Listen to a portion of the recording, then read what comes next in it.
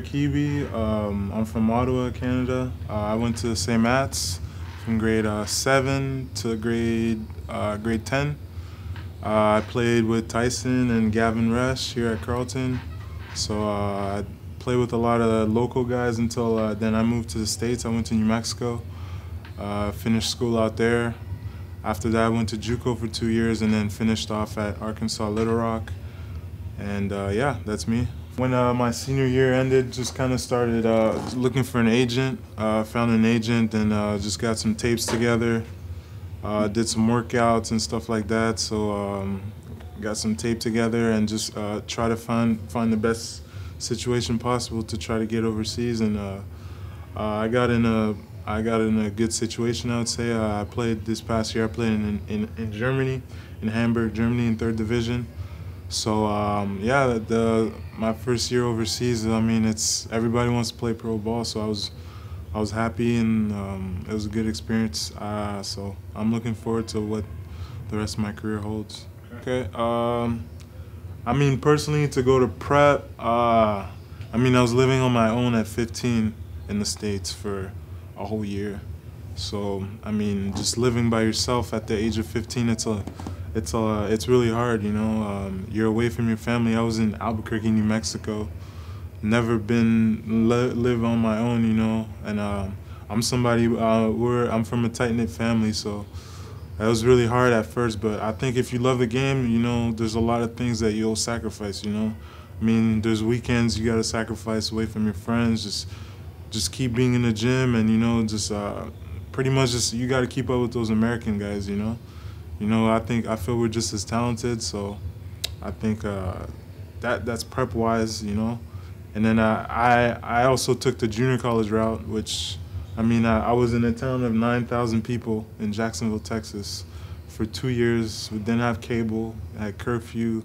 So I mean, you really gotta love basketball. You know, those are all kind of sacrifices. You know, it's not my junior college was probably 130 people. So I mean, that's.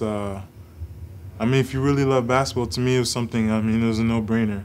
So you just in the gym all the time, you know, that's really just basketball. And then finally I achieved my goal, played D1 ball. And then as far as overseas, that's different too. I mean, it's a lot of loneliness, you know. I mean, you're getting paid to play basketball, but it's a big culture shock, you know. So just the language and just the culture, the money. Nobody in Germany where I was, some people spoke English, but it was mostly German, you know. So, I mean, just getting used to all that, you know, you got to be really strong mentally. So I think that comes from a young age.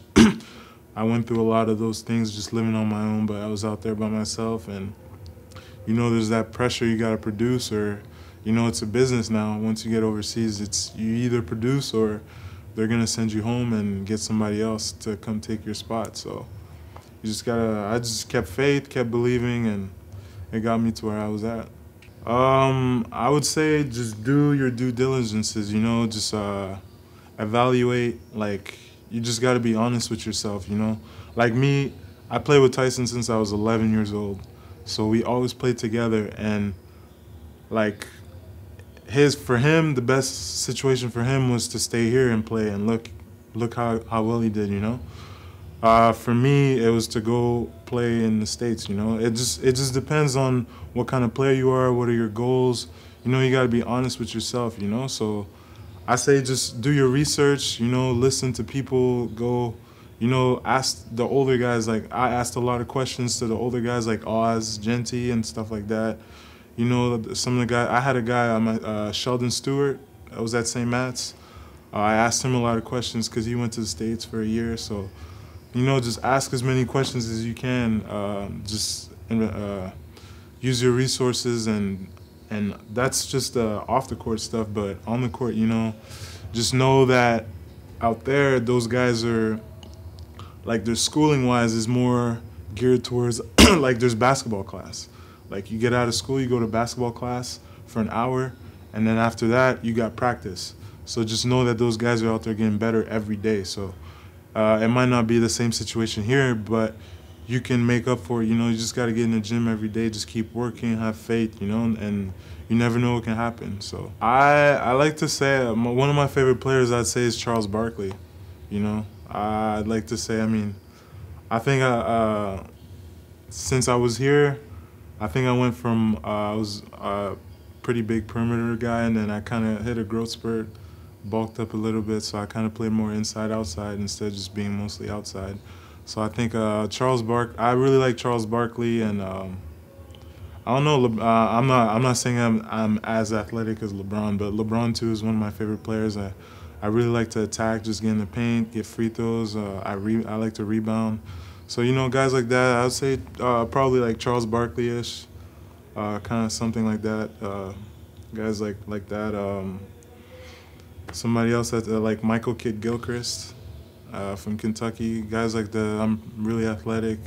Guys that attack the basket and stuff like that. So I'd say that's kind of how I play. I'm just, I don't know. I'm proud to be Canadian. I'm happy where Canada basketball is going right now. It's with Anthony Bennett and all that. I'm just really happy for everybody.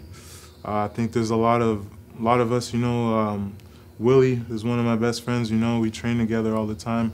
You know, a lot of us are playing pro ball right now, again, to do what we love for a living. So I think that's really good, you know, and it shows that, you know, just because we're from Ottawa, it doesn't mean that we can't do this, do that. You know, all the Toronto guys, they get a lot of the hype, you know, but I think we're just as good here. And as Canada as a whole, I think people are starting to recognize that, you know, we're something to mess with, you know. So I think now even when I was overseas, they give us a lot more respect than maybe 5-6 years ago, you know, because of guys like, I don't know, like Corey Joseph, Tristan Thompson, all those guys that got drafted, Steve Nash, and all those are all guys we look up to. So, you know, I'm just proud to be where I'm from, you know, and I wouldn't change it for the world, change my journey.